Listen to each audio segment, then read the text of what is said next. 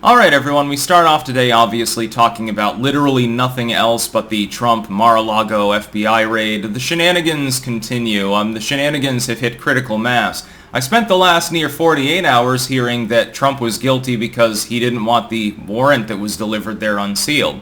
Now he's posted on Truth Social that he's not going to contest the idea that the AG put forward yesterday in Garland's speech. We'll get to that in a separate video, by the way, and my analysis of that very terse, very dry speech. Now we find he has no trouble with the warrant being released. Now we're getting from sources familiar with the matter, which means absolutely nothing as we've seen over literally the last half decade by the legacy media.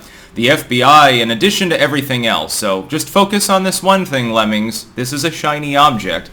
They were looking for nuclear secrets that might be there at the Mar-a-Lago. I can search for oil on a sandy beach. That doesn't mean that I'm going to find it. I can search for a Coupe de Ville in the bottom of a Cracker Jack box, and it's probably not there either. By the way, I did make meatloaf the other day. It was spectacular. This is pretense. It's bullshit. At this point, here's a rough timeline. At some point in this prior spring, Trump was already cooperating with federal agents. He was already subpoenaed, was apparently fully cooperative, had no problem with the goings-ons there. What I think happened, this is my guess, is that in the wake of it becoming obvious that the January 6th committee is not going to be able to get any charges referred to Trump, they're probably not even going to ask Garland to bring charges pertinent to any of their investigations. They needed something else. And so they decided to talk to the National Archives, it seems, and get a criminal case going, even though there was already prior cooperation for literally 4 or 5 months prior to this. Trump apparently changing the lock on the Mar-a-Lago at the behest of these individuals so they could gain access, I believe. Doesn't have a problem with the warrant and the case being released. Garland won't say anything. So basically anything else that you hear, and this isn't AstroTurf, by the way, there's a reason why everyone's seizing on it instantaneously. Everything else is bullshit. They don't know what they're talking about. It is suspicious to me that the second that Donald Trump comes out and completely debases the current leftoid talking point, which is that he's guilty because he won't allow the warrant to be released, it's very interesting to me that it's within a few hours that a bunch of seemingly similar AstroTurf legacy media articles, a link in the description archived of course from CNN, appear claiming that the FBI was looking for nuclear secrets. What better way to scare people than to put it in their minds that Trump was obviously selling the nuclear codes to Saudi Arabia? There are so many problems with this. Firstly, we have no named sources for this claim. Secondly, we have no corroboration of it from the Justice Department. Thirdly, Donald Trump was already cooperating. Fourthly, if the FBI believed that it needed to conduct a raid because there was some imminent threat of data destruction or some shenanigans going on, especially pertinent to something like nuclear security, why did it take them a year and a half to act? And finally, this doesn't even make clear what kind of nuclear secrets they are. Well, that could involve nuclear power. It doesn't have to involve, by the way, the nuclear codes. I mean, that's the AstroTurf they're going with. The next and final problem is that even if Donald Trump scribbled down a note on the last day of his presidency, labeling the nuclear codes, saying, well, you know, this is how I launch the big one if I want to, it wouldn't mean anything. Because those codes are not recycled from presidency to presidency. They would each be issued their own codes, so they wouldn't even mean anything. So what exactly is happening here? We got Merrick Garland again coming out, doing his very boring presser. He didn't take any questions, effectively saying, well, the DOJ is petitioning the judge in the case to unseal the warrant. The judge, by the way, punted it immediately back to the DOJ and said, look, I got to see what Trump says about it.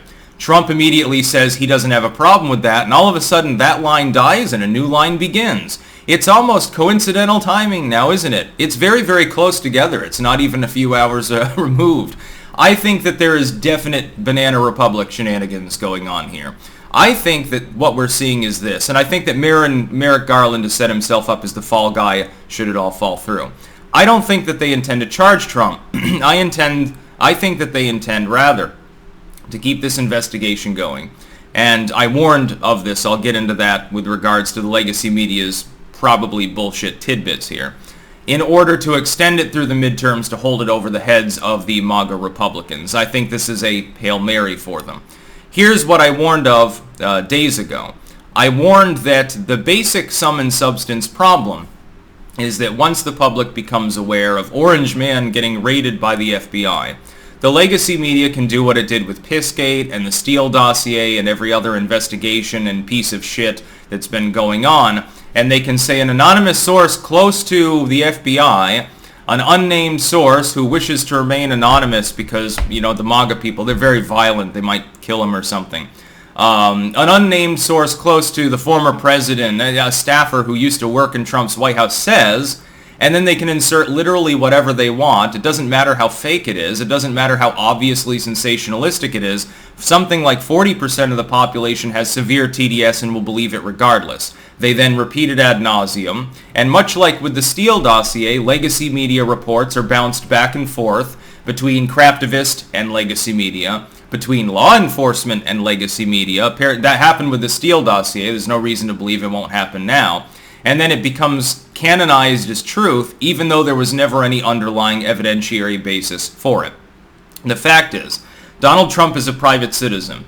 He is due various constitutional rights. They are being completely ignored. The FBI chose to raid a property in which the occupants were already cooperating with them. That's very bizarre. We're getting legacy media reports with only the most sensational of headlines, none of which even name a source. This is Banana Republic horseshit. This is the nature of propaganda.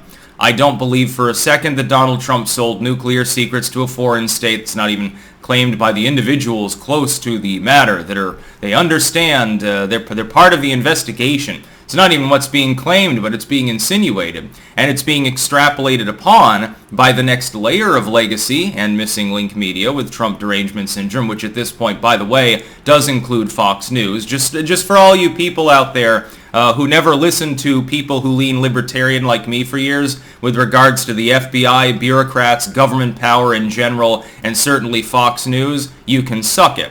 We were right. You were wrong. It's time to put on your big boy pants at this point and join the winning team, I think. This is propagandistic. It's largely unconstitutional. The entire thing stinks to high hell. It's a hit job. That's what this is.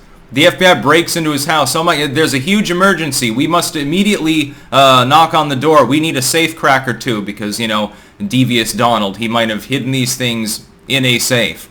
In the most conspicuous possible location is where he chose to hide the good stuff. That makes a lot of sense. Even if Donald Trump, by the way, and the leftists haven't really figured this out, or at least acknowledged that they figured it out yet. Even if Trump literally had the nuclear codes on his desk, he can declassify whatever he wants anyway. None of this is meaningful. It's not a national security breach. Trump is surrounded by Secret Service 24/7 anyway. The Mar-a-Lago is guarded by the deep state as well. Where's the national security threat? What documents were actually being searched for? I want to see the warrant. I mean, that'll definitely be interesting. It'll probably have a bunch of flowery, sensationalistic language in it as well. They waited carefully till Trump wasn't even there, supposedly, probably because apparently he has a penchant for attacking the Secret Service and overwhelming them. So, you know, he might have manhandled the poor FBI agents. They show up at a place where the people are already cooperating in order to do a 6 a.m. raid. Supposedly, I guess, in part over nuclear documents, but it took them a year and a half to do that. If anything, that's an argument for abolishing the FBI, because if that's true, if we find out that Trump really did have a bunch of top secret nuke codes and shit like that, and they knew it, and they waited a year and a half to requisition them, they deserve to be fired. It's just another nail in the coffin of the bureaucracy and shows exactly what I've been talking about for a decade. They're simply inefficient, overstretched, and politicized at this point and have no purpose. They should have been abolished long ago. They're never supposed to be a permanent agency to begin with, much like many others. Yeah, I mean, this story is a farce at this point. Don't worry, I will be covering much of this again in my live stream later. It's going to be a double doozy, I think, today, based on what I'm seeing currently. And, of course, new propaganda can come in at any time. That's about all. Peace out.